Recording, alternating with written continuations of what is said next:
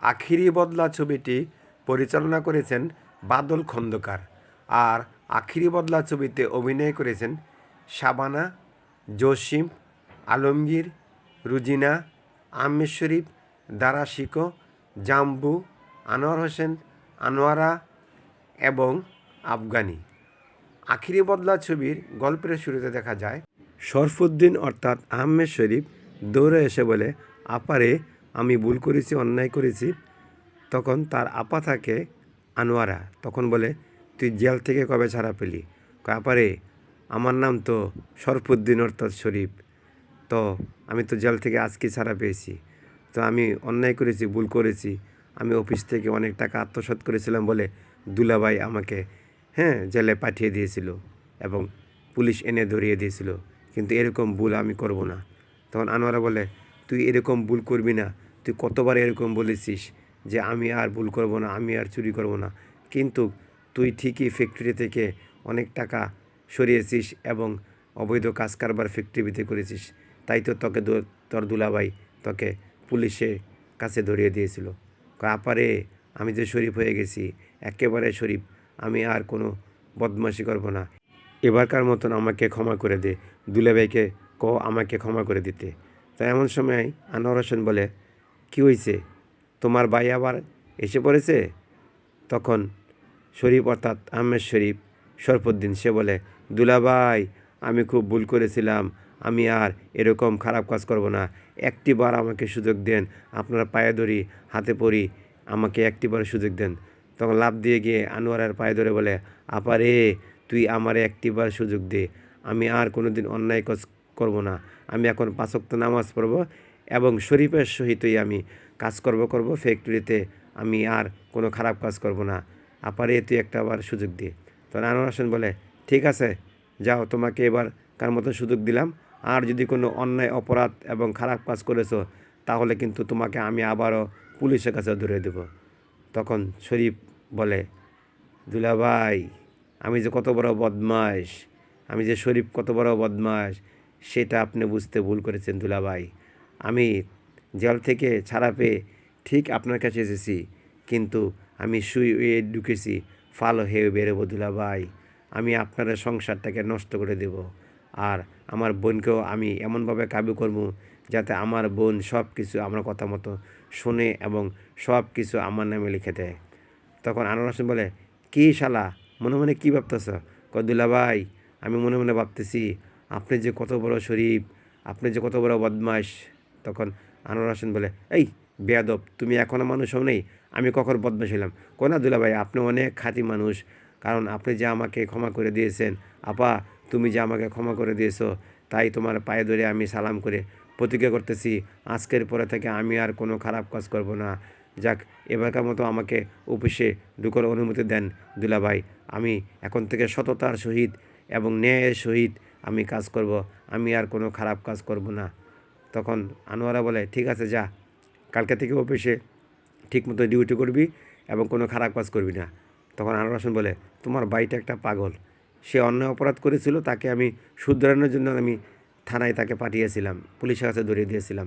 যাক, সে তো শুধরে জেল খেটে এসেছে, এবারকার মতন আমিও তাকে ক্ষমা করে দিলাম। তো এই কথা বলে আনোয়ার হোসেন তার অফিসে চলে যায়।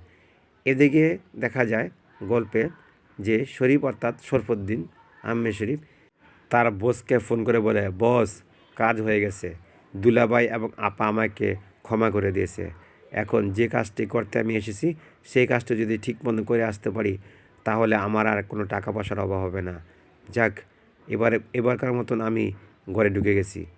তখন বস তার দ্বারা শিখে বলে, ঠিক আছে তুমি তোমার কাজ করো, আর যা পরামর্শ লাগবে সেটা আমার কাছ থেকে তুমি ফোনে নিয়ে নেবে, এবং কাজটা কিন্তু পাকাপোক্তভাবে করতে হবে। আর যদি পাকাপোক্ত কাজ না করতে পারো তাহলে কিন্তু তোমাকে আবার থানায় যেতে হবে, তখন কিন্তু তোমাকে আমি আর ছাড়িয়ে আনবো না। এবার কিন্তু তোমাকে আমি ছাড়িয়ে নিয়েছি অনেক টাকা খরচ করে, কিন্তু আর কিন্তু তোমাকে আমি ছাড়িয়ে আনবো না, কথাটা বলে দিলাম। তখন শরীফ অর্থাৎ শরফুদ্দিন আহমেদ শরীফ বলে, বস আর ভুল হবে না। তো একদিন আহমেদ শরীফ তার আপাকে বলে, আপা শোন, তোর না একটা ননদ আছে, তো ননদের কি বিয়ে হয়ে গেছে? না, বিয়ে হয়নি তো, সে তো তার ঘরেই আছে। তখন শরীফ অর্থাৎ সে তাদের বাড়িতে থাকে। তো একদিন রাতের বেলা মুখোশ পরে খালেদা আক্তার রুমে রাতের বেলা ঢুকে খালেদা আক্তার ইজ্জত নষ্ট করে সেখান থেকে সে শরীফ কেটে পড়ে। কিন্তু খালেদা আক্তার বলতে পারে না যে কে তার ইজ্জত নষ্ট করেছে। তখন খালেদা আক্তার চিৎকার করে বলে, ভাইজান ভাইজান ভাবি তোমরা এদিকে আসো, কে জানি আমার নষ্ট করেছে। তো এই কথাটা এর সকালবেলা শরীফ বলে, আচ্ছা দুলাভাই একটা কথা বলি, আচ্ছা মানলাম যে আমার বিয়েন খালেদা হ্যাঁ তার ইজ্জত কেড়ে নিয়েছে, যাক যেটা হয়েছে আমি আপনার বোনকে বিয়ে করতে চাই। তখন আনোয়ার হোসেন বলে, কি বলো, তুমি আমার বোনকে বিয়ে করবে?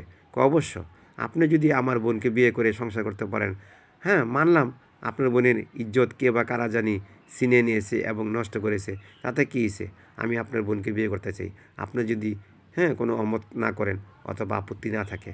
তখন আনোয়ারা বলে, তুই কি ভেবেচিন্তে কথাটা বলছিস? তখন শরীফ বলে, আমি ভেবেচিন্তে কথাটা বলতেছি, আমি বিয়ানকে বিয়ে করতে চাই। তখন আনোয়ার হোসেন বলে, ঠিক আছে ভালো। তখন সেই মুহূর্তেই দেখা যায় কাজী ডেকে এনে খালেদা আক্তার কল্পনার সাথে শরীফের বিয়ে দিয়ে দেয়। তখন শরীফ বলে, শোনো, আমি কল্পনা তোমাকে বিয়ে করেছি, তোমার সব কথা জেনে আমি বিয়ে করেছি, কিন্তু আমি যদি পরবর্তীতে শুনতে পাই যে আবারও তুমি সেরকম কাজ করেছো তাহলে কিন্তু আমি রাগ করব। তখন খালেদা আক্তার কল্পনা বলে, না আমি তো জানি না যে আমার ইজ্জত কে বা কারা নষ্ট করেছে, কিন্তু এতটুকু জানি যে মুখোশ পরে আমার ঘরে এসে সে আমার ইজ্জত নষ্ট করে এবং আমাকে বেঁধে চলে গেছে।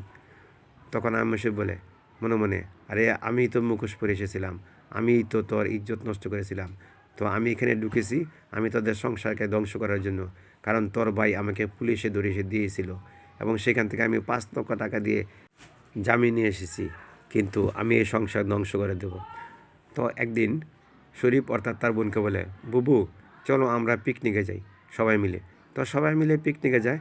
সেখানে শরীফ অর্থাৎ তার বসকে দারাচুকুকে বলে, এই একটা সুযোগ আছে, আমি যদি এই সুযোগ কাজ করতে পারি তাহলে আমি সফল হব। তো সেই সময় দেখা যায় যে আনোয়ার একটা ছেলে থাকে, তার নাম হলো রাজু। তো তার ছেলে রাজু এবং তার একটি মেয়ে থাকে চম্পা। তো 2 মেয়েকে নিয়ে সবাইকে নিয়ে পিকনিকে যায়। এমন সময় শরীফ চালাকি করে আনোয়ার হোসেন এবং তার ছেলেকে সে ধরে নিয়ে যায়। ধরে নিয়ে যাওয়ার পর সেখানে বেঁধে রাখে তার আস্তানায়। তখন শরীফ বলে, আপারে সর্বনাশ হয়ে গেছে, কে বা কারা জানি দুলাভাইকে এবং আমার ভাগিনাকে ধরে নিয়ে গেছে। তখন এখন কি হবে রে আপারে? তখন আনোয়ারা বলে, শোন, যা হওয়ার হয়ে গেছে, এখন থানায় চল, থানায় গিয়ে অভিযোগ করি। তখন শরীফ বলে, না থানায় যাওয়া যাবে না আপা, যদি থানায় যাই তাহলে তো দুলাভাইকে এবং আমার বাগিনাকে খুন করে ফেলবে, তখন আমরা কি করব? এখন আমি দেখি কি করা যায়। সেই মুহূর্তে রাতের বেলায় দেখা যায় মুখোশ পরে তার ঘর থেকে টাকা চুরি করতে যায়। তখন দেখে ফেলে খালেদা আক্তার কল্পনা। তখন খালেদা আক্তার কল্পনা বলে, তুমি তাহলে মুখোশ পরে আমার ইজ্জত নষ্ট করেছিলে এবং চালাই করে তুমি আমার বিয়ে করেছিলে। তো শরীফ বলে, যাক তুই যখন আমাকে চিনিয়ে ফেলেছিস তোকে তো বাঁচিয়ে রেখে লাভ নেই। তখন গলা টিপে এবং বালির চাপা দিয়ে খালেদা তার কল্পনাকে মেরে ফেলে আর ঝুলিয়ে রাখে ফ্যানের উপর। তখন চিৎকার করে শরীফ বলে, আপারে আপারে আমার স্ত্রীকে কে বা কারা জানি খুন করে ফেলেছে এবং টাকা পয়সা যা আছে চুরি করে নিয়ে গেছে। তখন আনোয়ারা বলে, কি ব্যাপার, কালকে আমার স্বামী এবং ছেলেকে নিখোঁজ করে নিয়ে গেছে এবং গুম করে রেখেছে এবং আজকে আমার ননদীকে মেরে ফেললো, ফাঁসিতে ঝুলিয়ে রেখেছে, এগুলো কি হচ্ছে? তখন শরীফ বলে, আপারে কিছুই হয় নাই, কিন্তু ওখানে হবে। শোন, তোকে একটা কথা বলছি, আজকে বলতেছি, দুলাভাই আমার কাছে বন্দি এবং তোর ছেলেও আমার কাছে বন্দি, কিন্তু তোর মেয়েকে আমি ধরে নিয়ে নেই এবং তোকেও না, কারণ তুই এখন থেকে আমার কথা শুনবি, আর তুই যদি না শুনিস তাহলে আমি তোর স্বামী এবং তোর ছেলেকে মেরে ফেলবো, কারণ আমার এটা কোনো কঠিন কাজ হবে না, কারণ তোকে এখন যা বলবো আমি তাই করব। তো আনোয়ার বলে, আচ্ছা আমার স্বামী যে তোর কাছে বন্দি আছে, আমার ছেলে যে তোর কাছে আছে, তার প্রমাণ কি? কয় আছে প্রমাণ আছে, কিন্তু ভাগ্যক্রমে তোর স্বামীকে আমি বন্দি করে রেখেছি, তুই ইচ্ছা করলে ক্যাসেটের আওয়াজ শব্দ শুনতে পারিস। তখন ক্যাসেট লাগা বলতেছে আনোয়ার হোসেন যে, শালা শরীফ, তুই আমাকে বন্দি করে রেখেছিস, তুই আমাকে টর্চার করতেছিস, তুই আমাকে মারতেছিস, কিন্তু এর আখির বদলায় একদিন না একদিন আমার ছেলে নেবে। তখন শরীফ বলে, তোর ছেলে কি নেবে? আমাকে তুই জেল খাটিয়েছিলি না? তুই আমাকে 5 লক্ষ টাকার জন্য জেলে পাঠিয়েছিলি না? সেই 5 লক্ষ টাকা জোগাড় করতে আমি আমার বসের কাছ থেকে এনেছিলাম। আমার বস আমাকে জেল থেকে ছাড়িয়ে এনেছিল 5 লক্ষ টাকা দিয়ে। কিন্তু সেই 5 লক্ষ টাকা কোথা থেকে পাবো? এখন তোকে বন্দি করেছি। এখন আমার আপার কাছ থেকে সে 5 লক্ষ টাকা নিয়ে আমার বসকে দেবো। আর যদি টাকাটা আমি না দিই তাহলে বস আমাকে মেরে ফেলবে। তাই তো আমি তোকে এখানে বন্দি করেছি দুলাভাই। তো তোর ছেলেকে আমি বন্দি করতে পারি নাই। তোর ছেলেকে আমি নদীতে ফেলে দিয়েছি। তো ফেলে দিয়েছি তোর ছেলেকে একেবারে শেষ করে ফেলার জন্য। কারণ তোর ছেলে যদি বেঁচে থাকে তাহলে তোর ছেলে আখিরি বদলা অবশ্যই নেবে। তাই আমি তোর ছেলেকে আমি নদীতে ফেলে দিয়েছি। এই কথাটা শোনার পর আনোয়ারা বলে, ও তুই আমার ছেলেকে মেরে নদীতে ফেলে দিয়েছিস আর আমার স্বামীকে তুই বেঁধে রেখেছিস। আমি একটি টাকাও তোকে দেবো না। আজকের পরে থেকে তোকে আমি একটি টাকাও দেবো না। কয় আপারে দিবি। যখন দুলাভাইকে মারবো না, চাবুকায় আঘাত করবো না, তখন ঠিক তুই আমাকে সুসই করে টাকা দিবি। তো এভাবে চলে যায় প্রায় অত্যাচার করতে করতে আনোয়ার হোসেনকে করে, আর শরীফ তার বুবুর কাছ থেকে টাকা নিয়ে যায়। এভাবে চলে যায় আরও 12 থেকে 14টি বছর। 14টি বছর পর আনোয়ারা বৃদ্ধ হয়ে যায়, বয়স হয়ে যায়। কিন্তু আনোয়ারের মেয়ে চম্পা অর্থাৎ রুজিনা, সে বড় হয়ে যায়। তখন সে একদিন ছুটিতে তার বাড়িতে আসে।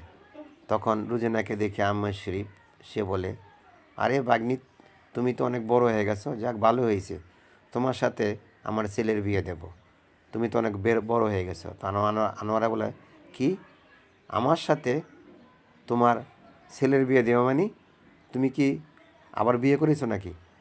কয় আপারে, আমি তো আগেই বিয়ে করেছিলাম, কিন্তু তাদের বলি নেই। তোর স্বামী যখন আমাকে জেলে ধরিয়ে দিয়েছিল না, তার আগে আমি বিয়ে করেছিলাম। আমার একটা ছেলে আছে, সেও হস্টেলে থাকে, তাকে আমি হস্টেলে রাখি, কারণ সে একটু মেন্টাল আর কি। কিন্তু দেখতে হন তো মাশাল্লাহ, কিন্তু সে মেন্টাল। সে মেন্টালের সাথেই তোর মেয়ের বিয়ে দিতে হবে, কারণ চম্পার আমার খুব পছন্দ হয়েছে। আর চম্পার সাথে যদি আমার ছেলের বিয়ে দেস তাহলে সব লেটা চুকে যাবে, কারণ এই সংসারটা আমার ছেলের হয়ে যাবে, সমস্ত সম্পত্তির মালিক হয়ে যাবে, ভালো হবে না? তখন আনোয়ারা বলে, ভালো হবে না, ছাই হবে, এই কথা বলে চলে যায়। তখন চম্পা অতর্জুনে বলে, মামা, আপনার এই আশা কখনো পূর্ণ হবে না। তখন এদিকে দেখা যায় রাজু সে এক বৃদ্ধ লোকের কাছে বড় হয়। সে হলো আবুল খায়ের। আবুল খায়েরকে একদিন বলে, নানু, তুমি তো আমাকে বড় করেছো না? তা আমি ছোটোবেলাতে আমি বলতে পারি নাই যে আমার বাবা মা কি। তো এখন তুমি যখন আমার বড় করেছো, এখন তো আমি এলাকায় খুব দাপর সে চলি। তখন আবুল খায়ের বলে, নাতি, তুই তো অনেক বড় হয়ে গেছিস, তো তোকে এখন বিয়ে করার দরকার না? কয় আমার কিন্তু রাজু বলে, আমার কিন্তু একটা মেয়েকে পছন্দ। কয় চুমকিকে আমার খুব পছন্দ। চুমকি অর্থাৎ শাবানা। কারণ এই বস্তির ভিতরে চুমকি আমার কাছে খুব পছন্দ। একে যদি আমি বিয়ে করি না, তাইলে তোমার আর কোনো সমস্যা হবে না। চুমকি অর্থাৎ শাবানা, সে থাকে এক দুরন্ত বস্তির একটা মেয়ে। সে সারাদিন বোরকা পরে মানুষের কাছ থেকে চুরি করে টাকা আনে, আর সে টাকা দিয়ে কিছু গরিব মানুষকে দান খরাত করে, এবং সে আবার তার অসুস্থ বাপ মা তাদের দেখাশোনা করে, তার ভাই আছে তাকেও দেখাশোনা করে। তো একদিন রাতের বেলা সে বোরকা পরে যায়, মানে ভণ্ডামি করার জন্য, কিছু টাকা আনার জন্য। আর জসিম সেখানে দেখে ফেলে। জসিম বলে, কী রে চুমকি, আমি তো তোকে চিনতে পেরেছি, তুই কেন এ রাস্তা বেছে নিলি? তখন চমকে অর্থাৎ শাবানা বলে, শোন মোটরে, আমি তোকে চিনি, তুইও তো খারাপ কাজ করে বছরে 13বার জেলে যাস, আবার 13বার জেল থেকে আসিস। কয় শোন, আমি তো জেলে যাই, কিন্তু আমি তো বন্ডামি করি না, আমি রংবাজি মাস্তানি করি এবং গুন্ডামি করি। যে টাকা পাই সেই টাকা আমি গরিব মানুষে বিলি করি, কিন্তু তোর মতন এরকম বোরকা পরে বন্ডামি করি না। কয় তুই বন্ডামি করিস না? কয় তো রাজু বলে, না আমি বন্ডামি করি না। কারণ আমি কি বন্ডামি করবো? আমি জেলা যাই, আমার একটা সার্গেদ আছে, তার কিছু টাকা পয়সা দিই, তার বাপ মাকে দিই, আর গরিব মানুষকে দিই, আর আমার নানুকে নিয়ে থাকি। তখন চুমকি অর্থাৎ শাবানা বলে, আমি বন্ডামি করি, এখন তুই আমার সামনে থেকে যা। আচ্ছা তুই কোথায় যাবি? কয় আমি যাব কিছু টাকা উঠানোর জন্য, যদি টাকা যদি না উঠাই না তাহলে আমাদের সংসারটা চলবে না। তখন রাজু বলে, ঠিক আছে, আমিও তোর সাথে যাব। তখন চুমকি বলে, তুই আমার সাথে যাবেনি? কহ দেখি তুই কীভাবে টাকা আদায় করিস। তো শাবানা যায়, এক মক্কেল ধরে গাড়ি করে আসতেছে। তখন বোরকা দিয়ে ইশারা দেয়, আর মক্কেল কী করে শাবানাকে জোর করে গাড়িতে করে নিয়ে যাচ্ছে আর চিৎকার করতে থাকে শাবানা। তখন জসিম গাড়ি পিছু দৌড়াতে দৌড়াতে গিয়ে সেই লোকটিকে ধরে ফেলে, ধরে ইচ্ছা রকম মারে। তখন জসিম বলে, কিরে তোকে আমি বাঁচালাম না? তখন চুমকি বলে, হ তুই আমাকে বাঁচাইলি। তখন রাজু বলে, অর্থাৎ জসিম বলে, তোকে যখন বাঁচিয়েছি তখন তো তোর একটা উপকার করতে হয় আমাকে। তখন চুমকি বলে, কী উপকার? কয় তো একটা কথা বলি, তোকে না আমি অনেক আগে থেকে ভালোবাসি, তোকে না আমার খুব পছন্দ, এখন তোকে আমাকে ভালোবাসতে হবে। চুমকি বলে, তা ভালোবাসলাম, তাদের সমস্যা কী? তখন দুজন দুজনকে জড়িয়ে ধরে এক পর্যায়ে তাদের মহব্বত হয়ে যায়, তাদের ইস্কে দেওয়ানো হয়ে যায়, একটা গান চলে আসে। গান শেষে চুমকি বলে, শোন, আমি যে তোকে ভালোবাসি এটা কিন্তু তার নানাকে, অর্থাৎ নানাকে বলিস না। এমন সময় আবুল খায়ের এই দৃশ্যটা দেখে ফেলে। তখন আবুল খায়ের গিয়ে বলে, কি নানা, এই নাতনি কোথায় পেলে? হ্যাঁ। তখন চুমকাতে সামান্য বলে, না না, আমি কিন্তু তোমার নাতিকে ভালোবাসি, তুমি কিন্তু আমার এবং তোমার নাতি মোটুর কিন্তু বিয়ে দেবে। অবশ্যই এখনই দেবো, চল। কয় না, এখন না, এখন না, পরে। যেই নাকি আবুল খায়ের লাঠি দিয়ে গলা টান দিতে থাকে, আর তেমন সময় চুমকি কথা সাবানা দৌড়াতে থাকে। তো সেখান থেকে চলে যায়। জসিমকে লাঠি দিয়ে সে ঘরে নিয়ে এসে বলে, তুই আর ভালো হবি না, তুই কতদিন মাস্তানি করবি? এদিকে রুজিনা কে বলে, আমের শরীফ, শোনো, কালকে তোমার বিয়ে দেবো আমার ছেলের সাথে, আমার ছেলে আজকেই আসতেছে। তো ছেলে আসে, ছেলে আসার পর সে হলো কিনা বোকা থাকে, সে হলো কিনা বলে, বোকা একদিন বলে, আব্বু আমি বিয়ে করব। আমি শরীফ বলে, অবশ্যই তুমি বিয়ে করবে। আনোয়ারা বলে, তোমার এই ছেলের সাথে আমার মেয়ে বিয়ে দেবো?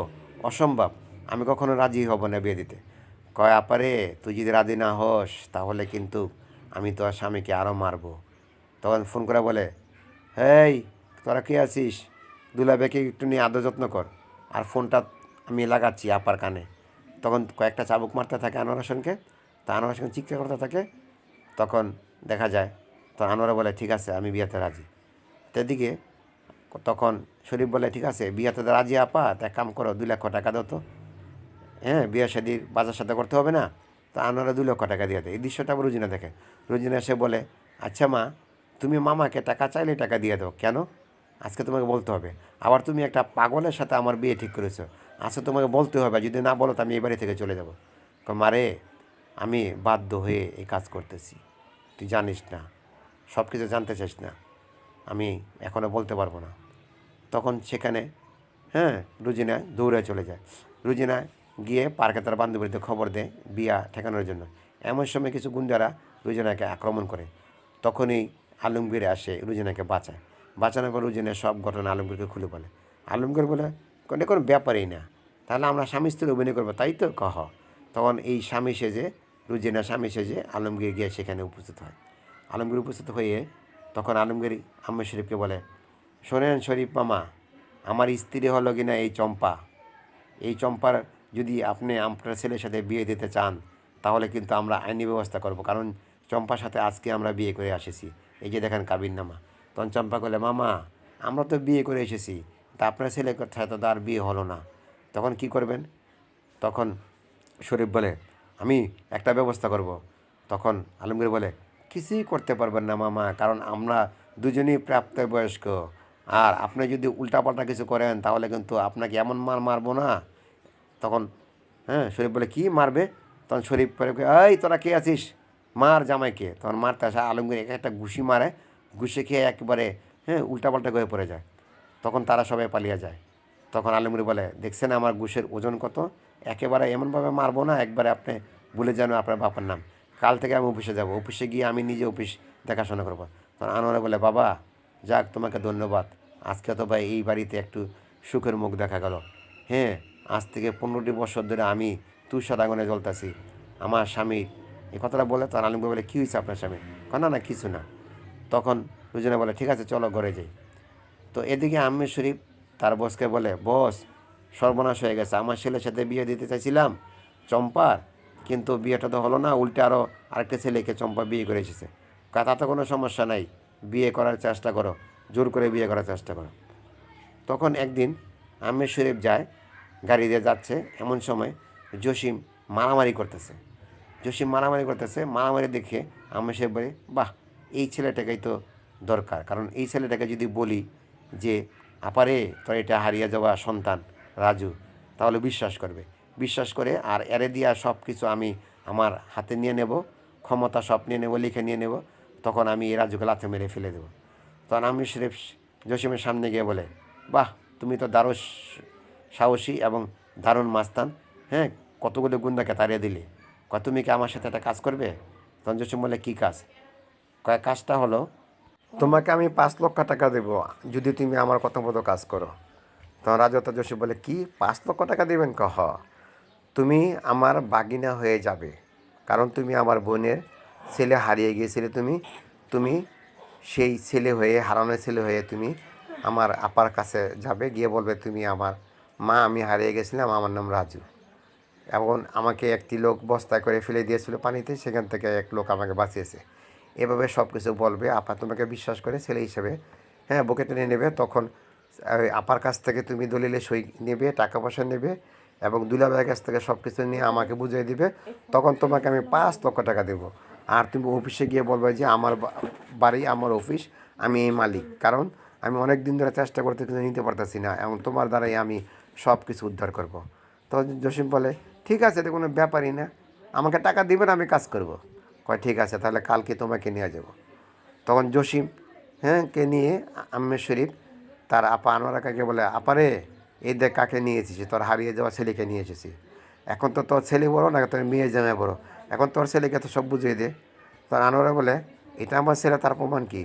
তুই জিজ্ঞেস কর, এই তো রাজু, হ্যাঁ, তোর হারিয়ে যাওয়া সন্তান রাজু।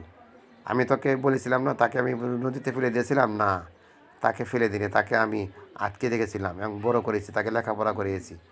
এখন তোর সম্পদের জন্য কিন্তু আমি এত বড় বেঈমান না যে এই কাজটা করব। এই তো রাজু। তখন জসিম বলে, মা, আমি তোমার হারিয়ে যাওয়া সন্তান। তো আনোয়ারা বিশ্বাস করে না। তো রুজিনা বলে, না, এটা আমার বাড়ি হতে পারে না। তখন আনোয়ারা বলে, তো রাজু অর্থাৎ জসিম মদ খাইতে আলো একদিন পড়ে থাকে। তো দূর থেকে, হ্যাঁ, আনোয়ারা দেখে বলে যে এটা যদি আমার সন্তান হয় তাহলে তার পরিচয়টাকে জানতে হবে। তো জসিম একদিন মানে খালি গায়ে শুয়ে থাকে, তখন তার পিঠের একটা দাগ থাকে, কাটা।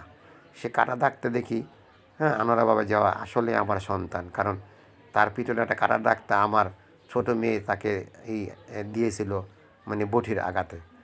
তখন সেই কল্পনাটা সে দেখে। তখন রুজিনা বলে, মা, তুমি একটা অপরিচিত ছেলেকে তুমি বাড়িতে আশ্রয় দিয়েছো এবং তুমি সন্তান হিসেবে মেনে নিয়েছো, এটা বুঝতে পারলাম না। তখন আনোয়ারা বলে, মারে, আমি যেটা করি তুই সেটা বুঝে নে। তখন আলমগীর এসে বলে, আচ্ছা, আমি একটা কথা বলি, আপনার নাকি ছেলে আইসে ফিরত, তো সেই ছেলে তো এখন অফিসে গিয়ে তো তুলপাল শুরু করছে, আমাকে অফিস থেকে বের করে দিয়েছে, আমার সাথে মারামারি করতেছে, আমাকে অনেক যা ইচ্ছে তাই বলতেছে। তখন আনোয়ারা বলে, আচ্ছা বাবা, তুমি একটু নেই সামনে নিও, সে যেহেতু আমার ছেলে পরিচিত আছে, আমি তাকে মেনেও নিয়েছি, তো এছাড়া কোনো উপায় নেই, আমি এখনও কিছু বলতে পারবো না, তাকে যাক, তোমরা দুজনে একসাথে থেকো। তখন জসিম এসে বলে, কি, আমার বিরুদ্ধে তুমি অভিযোগ করতেছো? আরে আমার তো মা, আমাকে, হ্যাঁ, আমার বিরুদ্ধে অভিযোগ করলে কি হবে? কিছুই হবে না। কিন্তু তুমি যদি আমার বিরুদ্ধে আরেকটা উল্টাপাল্টা কোনো কথা বলছো, তাহলে কিন্তু তোমাকে আমি বাড়ি থেকে বের করে দেবো। রঞ্জনা বলে, ভাইয়া, তুমি কিন্তু তোমাকে আমরা ভাইয়া বলে স্বীকার করি না, তারপরও মা যখন বলছে তুমি আমার হারিয়ে যাওয়া ভাই, তারপর বলতেছি আমার স্বামীর বিরুদ্ধে তুমি উল্টাপাল্টা কোনো কথা বলবে না, আর যদি বলছো তাহলে কিন্তু আমিও চলে যাবো বাড়ি থেকে। তো জসিম বলে, ঠিক আছে, যা, তুইও যা, কারণ আমার টাকা পাইলে হয়েছে। তো আনোয়ার বলে, টাকা মানি? তখন একদিন জসিম বসতে যায় চুমকির কাছে। তখন সামানাকে বলে, কত টাকা লাগবে তোর? আজকের পরে থেকে তুই আর কোনো বন্ডামি করবি না এবং কোনো খারাপ কাজ করবি না। এলো, তোকে আমি 2 লক্ষ টাকা দিলাম, এই 2 লক্ষ টাকা দিয়ে, হ্যাঁ, তোর যত ঋণ পিন আছে সব পরিশোধ করে দিবি। আর আজকের পর থেকে তুই কোনো চুরি চামারি করবি না এবং শুধু বাড়িতে থাকবি। তোকে আমি আগামী মাসের ভিতরে বিয়ে করবো। আমি একটা বড় কাজ পেয়েছি, সেই কাজটা শেষ করার পর তোকে আমি বিয়ে করে আমি আমার ঘরে তুলবো। কতটা বুঝলাম, বুঝতে পারলাম তোরা আমি? তখন চুমকি বলে, বাহ, বেশ তো, তুই বড়ো কাজ পেয়েছিস মানে কি, বড় দান্দা করতেছিস নাকি? কারো ক্ষতি করে আনিছিস টাকা? কয় না, আমি একটা নকল সন্তান সেজে গিয়ে এক বড় লোকের বাড়িতে অভিনয় করতেছি। অভিনয় যদি সাকসেসফুল হতে পারি এবং সে আরও টাকা দিব আমারে, তখন সেখান থেকে বেশ কিছু টাকা নিয়ে আমি তোকে নিয়ে সংসার করবো। আর এই ঢাকা শহর ছেড়ে আমরা অন্য কোথাও চলে যাব, কারণ আমি আর ঢাকা শহরে থাকতে মন চায় না।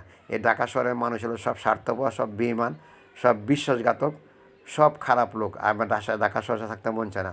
এই কাজটা শেষ করি, শেষ করার পর আমাকে আরও 5 লক্ষ টাকা দেবে। সেই 5 লক্ষ টাকা নিয়ে তোকে আর নানুকে নিয়ে তোর বাপ মাকে নিয়ে অন্য এলাকায় চলে যাবো, সেখানে গিয়ে আমরা নতুন কাজকর্ম করে ব্যবসা বাণিজ্য করে চলবো। তো চুমকি বলে, বাহ, তোর তো বেশ বুদ্ধি। তখন চুমকি কথা সাবানা জসিমকে জড়িয়ে ধরে কয়, ঠিক আছে, আমরা আর খারাপ কাজ করবো না, আমিও করবো না, তুইও করবি না। এই কাজটা শেষ করে আমরা, হ্যাঁ, আমরা একটা নতুন সংসার বাঁধবো। সেই সংসারের ভিতরে থাকবে না কোনো, হ্যাঁ, কোনো হিংসা বিদ্বেষ, কোনো হানাহানি মারামারি কিছু থাকবে না। আমাদের সংসার থাকবে সুখের এবং সুন্দর এবং শান্তিময়। তখন জসিম বলে, ঠিক আছে। তখন জসিম সাবানাকে জড়িয়ে ধরে, সাবানা জসিমকে জড়িয়ে ধরে। তো একটা গান চলেছে। গান শেষে দেখা যায় জসিম গিয়ে একদিন মাতাল হয়ে মদ খাচ্ছে। তখন মদ খাওয়ানোর পর তখন, হ্যাঁ, আনোয়ারা গিয়ে জসিমকে বলে, আচ্ছা, তুমি যে এখানে এসেছো কার কথা মতো এসেছো বলো তো, আমি শুনতে চাই। তখন জসিম বলে, আমি টাকার জন্য এসেছি। কারণ টাকার জন্য আমি আপনার ছেলে সেজে এখানে এসেছি, কারণ আমি আপনার সাথে কোনো পরিচয় নেই। তখন সাবানা বলে, আচ্ছা, তোমার এই পিঠের দাগটা কিসের, তুমি বলতে পারো? তখন রাজু বলে, কই সময় বলতে পারি না, আমার এগুলো মনে নেই, আমার স্মৃতি নাকি নষ্ট হয়ে গেছে, আমি এতটুকু জানি, কিন্তু আমি এগুলো বলতে পারি না। কয়, বলতে পারো না মানে? আচ্ছা, তুমি কত টাকা পেলে তুমি ওই শরীফের কথা শুনবে না, তুমি আমার কথা শুনবে? কয়, শরীফ আমাকে 5 লক্ষ টাকা দেবে বলেছিল, আপনি যদি আমাকে 10 লক্ষ টাকা দেখা দেন তাহলে আমি শুনবো। তখন আনোয়ারা বলে, ঠিক আছে, এ নাও তোমাকে 10 লক্ষ টাকা। ইটা ছুঁড়ে মারতে থাকে টাকা, মানে জসিমের মুখে। তখন জসিম, হ্যাঁ, এক পর্যায়ে জসিমের একটা ছবি তার নিচে পড়ে যায়। তো জসিম তার ছবিটা দেখিয়ে, তার রাজ্যের ছবিটা দেখানোর পরে তার মাথাটা উল্টা, মানে উল্টা দিকে ঘুরতে থাকে। তো হঠাৎ করে দৌড়ে আসতে থাকে সিঁড়ি দিকে, সে দৌড়াতে থাকে, আর সিঁড়ি থেকে সে পড়ে তার স্মৃতিশক্তি আবার জসিমে ফিরে পায়। ফিরে পাওয়ার পর তার মাকে সে চিনতে ভুল করে না। তখন আনোয়ারা দৌড়ে আসে, দৌড়ে আসার পর রাজু অর্থাৎ জসিম তার আনোয়ারকে বলে, মা, আমি তোমার হারিয়ে যাওয়া সন্তান, সত্যিকারের সন্তান, আমার মনে পড়েছে সব, এই বাড়ি আমাদের, এই ছবি আমার। তখন আনোয়ারা বিশ্বাস করে না। তখন আনোয়ারা, হ্যাঁ, জসিমকে নিয়ে যায় তার নানুর কাছে চলে যায়। তখন আনোয়ারা তার নানুকে বলে, আচ্ছা, আপনি যে তাকে কি কুড়িয়ে পেয়েছিলেন? তখন আবুল খার বলে, কহ, আমি পেয়েছিলাম। সেই মুহূর্তে আবার চমকে চলে আসে, অর্থাৎ সাবানা আসে। সাবানা বলে, কহ, খালাম্মা, এই রাজুকে তো কুড়িয়ে পেয়েছিল, আমরা অনেক কথা শুনেছিলাম, নদীর ঘাট থেকে পেয়েছিল। তখন আনোয়ারা বলে, আচ্ছা, তারপর অনেক কী কাপড় ছিল দেখি তো। তখন আবুল খান সব কাপড় চোপড় দেখানোর পর আনোয়ারা চিনতে পারে। তখন আনোয়ারা তাকে বুকে জড়িয়ে ধরে, তুই আমার এই সন্তান, কিন্তু তোকে আজকে একটা কথা বলবো, তোর বাপকে এই শরীর অর্থাৎ তোর মামা বন্দি করে রেখেছে, এবং বন্দি করে রেখে সব সময় আমার কাছ থেকে টাকাগুলি সব নিয়ে যায়, আর তোর বোনের সাথে অনেক খারাপ আচরণ করছে এবং আমাকে মারধর করছে, এবং তোকে মেরে ফেলার চিন্তা ভাবনা করছিল, এবং তোর বাপকে বন্দি করে রেখে আমার কাছ থেকে সব টাকা পয়সা নিয়ে যায়, এবং তোকে লাগিয়েছিল সে দলিল করার জন্য এবং তার নামে লিখে নেওয়ার জন্য, কিন্তু এই সম্পত্তি তো আমার স্বামীর নামে এবং তোরা 2 ভাই বোনের নামে, আর এখন তোর বাপকে তোর উদ্ধার করতে হবে। জোসেফ বলে, মা, তুমি কোনো চিন্তা করো না, আমি আখিরে বদলা নেব। আমার বাপের উপর 15টি বছর যতদিন নির্যাতন করেছে, অত্যাচার করতেছে, আমার বাপকে যখন মারতেছে, অন্যায় করতেছে, এবং তোমাকে, হ্যাঁ, বোকা বানিয়ে তোমাকে কষ্ট দিয়ে আমাকে মাতৃহারা করে আমার বোনকে একটা বোকা পাগলের সাথে বিয়ে দিতে চেয়েছিল, এবং আমার বোন বুদ্ধি করে, হ্যাঁ, এই আলমগীরকে সে কাছে টেনে নিয়েছে এবং তাকে স্বামী হিসেবে মেনে নিয়েছে। তখন আনোয়ারা বলে, না, আলমগীরকে আমার মেয়ে বিয়ে করেনি, কিন্তু সে একটা নাটক করতেছে। যাক, নাটক করতেছে, তাতে কোনো আমাদের সমস্যা নাই, কিন্তু আলমগীর ছেলেটা ভালো, অনেক সৎ, আমি আলমগীরের সাথেই আমার বোনের বিয়ে দেবো, কিন্তু আমার বোনের কখনই পাগলের সাথে বিয়ে দেবো না। তখন আনোয়ারা বলে, তোর এই বদলা নিতে হবে। মা, আমি আখিরি বদলা নেব, কারণ আমার বাপের 15টি বৎসর বন্দি থাকার বদলা নেব, তোমার কাছ থেকে আমার বাপকে সরিয়ে দেওয়ার 15টি বৎসরের জন্য বদলা নেব, আমাকে হত্যা করার জন্য যে চেষ্টা করেছিল, আমি যখন স্মৃতিশক্তি হারিয়ে ফেলে যখন আমি, হ্যাঁ, অন্ধকার জগতে পা দিয়েছিলাম, সে বদলা নেব, এবং আমার নানুর কাছ থেকে আমি মানুষ হয়েছিলাম এবং এতিম হয়েছিলাম, সে বদলা নেব। সে বদলা হবে আখিরি বদলা, সে আখিরি বদলা নিয়েই আমি এর হ্যাঁ তাকে মেরে আমি শেষ করব। তখন এই কথা বলার পর তখন আমির শরীফ আনোয়ারকে বলে, শোনো, আমি তো জানতে পেরে গেছি যে আলমগীর তোমার মেয়েকে বিয়ে করে নেই। এখন তোমার মেয়েকে আমার সাথে বিয়ে, আমার ছেলের সাথে বিয়ে দিতে হবে। আর যদি না দাও তাহলে কিন্তু অন্য ব্যবস্থা হবে। তখন জসিম বলে, বস, হ্যাঁ বিয়ে দিবে, কোনো সমস্যা নেই। তখন ইশারা দেয় রুজিনাকে। রুজিনা বলে, কেন আমি বিয়ে করবো না? কয় তুই বিয়ে করবি। তখন জসিম বলে, আচ্ছা বস, বিয়েতে করব, ঠিক আছে, হ্যাঁ চম্পা বিয়ে করবে, কিন্তু চম্পার তো বাপ এখনও নাকি জীবিত আছে, তার বাপের তো একটা সাক্ষী দিতে হবে। আর যদি বাপের সাক্ষী না হয় তাহলে এই বিয়ে তো কোনো মানই হবে না, কারণ এই বিয়ে করার তো কোনো অর্থই হবে না। তো আপনাকে তো বলতে হবে যে তার বাপ কোথায় আছে। কোনো সমস্যা নেই। আচ্ছা, কালকে কালাপাহাড়ের ভিতরে আমরা বিয়ের আয়োজন করব, সেখানে এর বাপকে নিয়ে আসবো। তো জসিম সেখানে চলে যায় এবং রুজিনা আনোয়ারা যায়। তখন আনোয়ার হোসেন আসে। তখন আনোয়ার হোসেনকে ইশারা দিয়ে আনোয়ারা বলে যে এটা তোমার সন্তান। তখন জসিম সেখানে তার বাবার সাথে পরিচয় হয়। তা হওয়ার পরে সেখানে তখন জসিম বলে, শোন শরীফ, এ আমার জন্মদাতা পিতা, এ আমার জন্মদাতা মাতা, আর এ হল আমার আপন ছোটো বোন। আর আমার ছোটো বোনকে আমি কখনোই তোর পাগল ছেলের সাথে বিয়ে দেবো না। তো সেখানে শুরু হয়ে যায় মারামারি। তখন দেখা যায় এক পর্যায়ে মারামারি করতে জসিমকে আটকে ফেলে। হ্যাঁ তখন জোর করে বিয়ে দিতে যায়, আর কাজী হিসেবে আসে আলমগীর, সাথে পিস্তল নিয়ে আসে। সেখানে শুরু হয়ে যায় অনেক গোলাগুলি। তো এক পর্যায়ে মারামারি করে আম্মের সব লোকেরা পালিয়ে যেতে চায়। তখন আলমগীরের আলমগীর থেকে পুলিশ, শব্দ পুলিশ, সে ফোন করে সব একে গ্রেপ্তার করে। আর যখনই আমের শরীফ পালিয়ে যেতে চায় তখন দেখা যায় আমের শরীফ পিস্তল ধরে গিয়া তার চম্পা অর্থ রুজিনাকে, তখন সেই মুহূর্তেই দেখা যায় সাবানে সেখানে তার দলবাহিনী নিয়ে এসে আমের শরীফকে মারতে থাকে। আমের শরীফকে সাবানের মাথায় পিস্তল ধরে, আর এমন সময় আলমগীর পিস্তল দিয়ে গুলি করার পর সেখানেই শরীফ মারা যায়। আর দল ফলেদের গ্রেপ্তার করে। আর এখান দিয়ে গ্রেপ্তার করার পর তখন জসিম কয়, আমাদের আখিরি বদলা নেওয়া হয়ে গেছে। তখন দেখা যায় যে শাবানার সাথে জসিমের মিল হয়ে যায়, আলমগীরের সাথে রুজিনের মিল হয়ে যায়, আনোয়ার হোসেন তার ছেলের সাথে, তার মেয়ে, তার স্ত্রীর সাথে মিল হয়ে যায়, সবাই এক হয়ে যায়। তখন জসিম বলে, আমাদের আখিরি বদলা নেওয়া শেষ, এখন আমরা বাড়ি যাই। তখন সবাই বাড়িতে চলে আসে। এমন সময় শরীফের ছেলে বলে, আমি কোথায় যাব? তো আনোয়ারা বলে, তুমি আমার সাথে যাবে বাবা, তুমি পাগল আমি জানি, তুমি আমার সাথে যাবে।